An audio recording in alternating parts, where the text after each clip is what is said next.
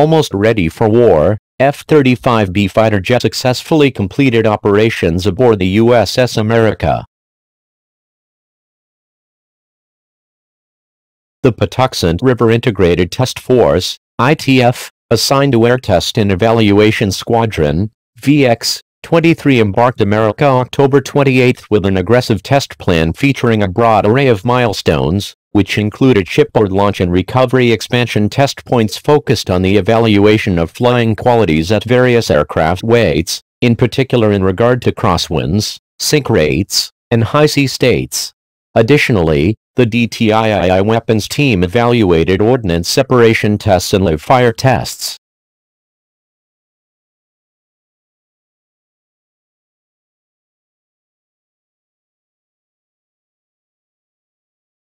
We're here to augment the existing weight center of gravity effects of the aircraft to expand the fleet envelope wind over deck, and different lateral symmetry and asymmetry configurations, said Gabriella Spen, F-35 weapons engineer from the Pax River ITF.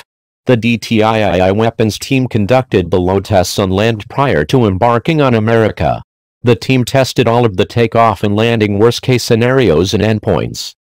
The only way to increase the endpoints is to test on board a ship for sink rates and high sea states, which is the next phase of testing after land-based testing is complete, Spen said. There is no way to recreate the conditions that come with being out to sea. Although the tests are conducted to assess the limits of the aircraft, Spen explained all tests are evaluated and conducted safely. We don't just keep testing until something goes catastrophically wrong, she said.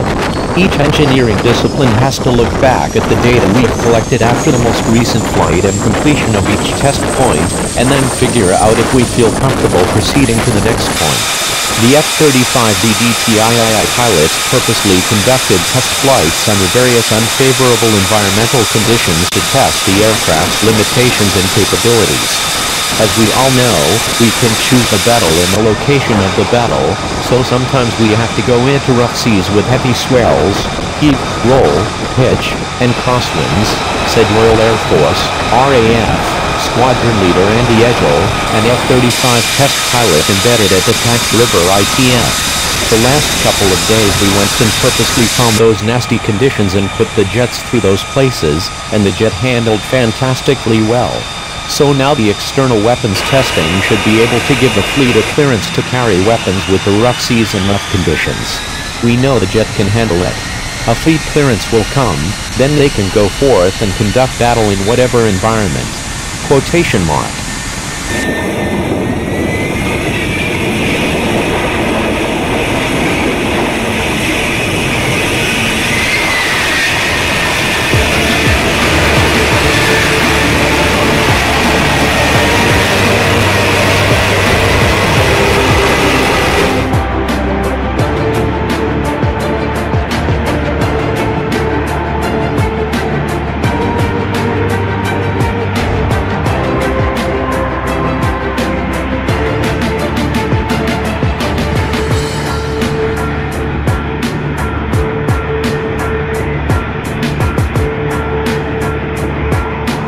In preparation of DTII load testing, America's Weapons Department assembled two types of smart bombs.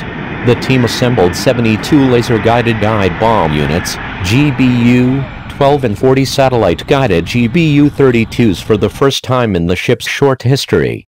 Laser-guided bomb, LGB, kits consist of a computer control group and airfoil group normally attached to a general-purpose bomb to form an LGB. The dual-mode, laser-guided kit enhances existing LGB kits by adding GPS inertial navigation system capabilities.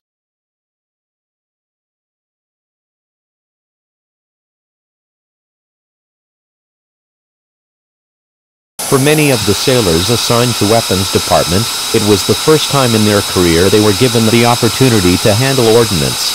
It's been really awesome to experience this, said Petty Officer 2nd Class Fabiola Caesar, a qualified weapons team leader. Many of our guys have been working in the ordnance community for 3 years and have not built one bomb. This has really been motivating to our sailors to finally be able to do the job they were trained to do. Quotation mark. Quality Assurance Safety Observer. Being able to do this feels like we are supporting the overall scope of what the ship is trying to achieve. Without ordnance, to us, this ship isn't a warship. This is what we do. Quotation mark. Lee explained working with ordnance of any type, live or inert, presents a danger. Even the lightest type of ordnance the team assembled, the GBU-12, weighs 500 pounds. At any point in time when there is any carelessness during a build, anyone can get hurt or lose their life, he said. For instance, bombs have been known to fall on people as the ship takes rolls. That is why we need quality assurance and safety personnel at all times during a build. Quotation mark.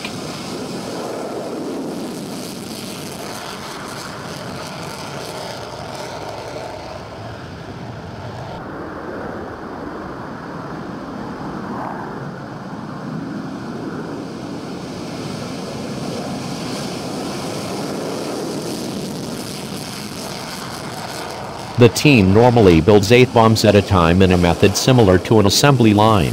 The first thing we do is break out all of the equipment, starting with the bomb body, which contains the warhead, he said. We then attach the fins which help stabilize the aircraft, and attach the computer control group which guides the bomb.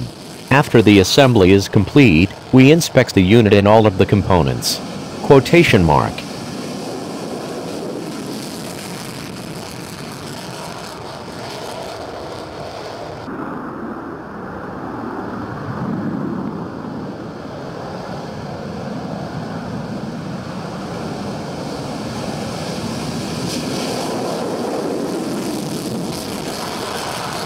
Although America's weapons department leaders have a vast amount of experience, the majority of the department had no experience handling ordnance as they began to unload bombs and build them.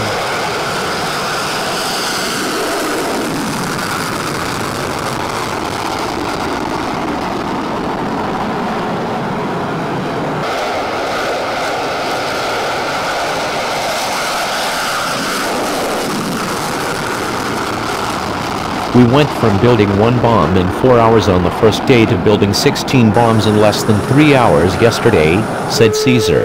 There has been a bit of a learning curve for us, but we're learning and we're moving now. Quotation mark.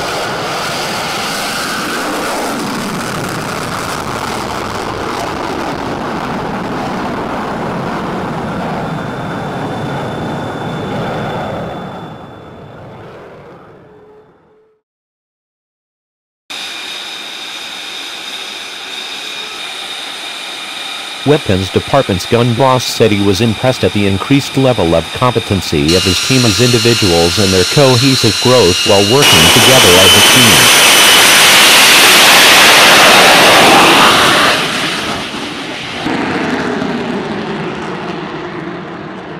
I am amazed at the level at which our ordnance team was able to increase their proficiency in building bombs, said Lieutenant Commander Todd Blackman, America's weapons officer. This was our OD's first real build of bombs on USS America, and when the call came to begin building, it took them an average of 3 hours to build 4 bombs. In a matter of days, their time decreased to 1 hour to get the bombs out. Quotation mark.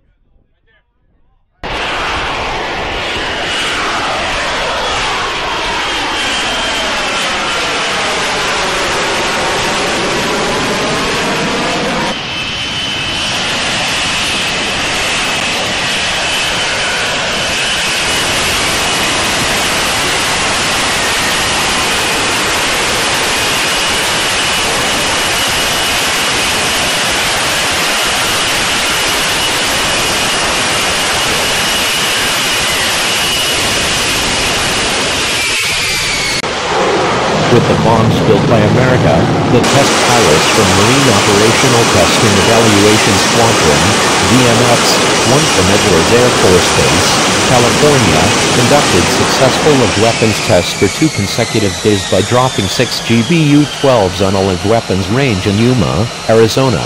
I am glad our weapons team and our ship was able to support JSF for future developments, said Blackman.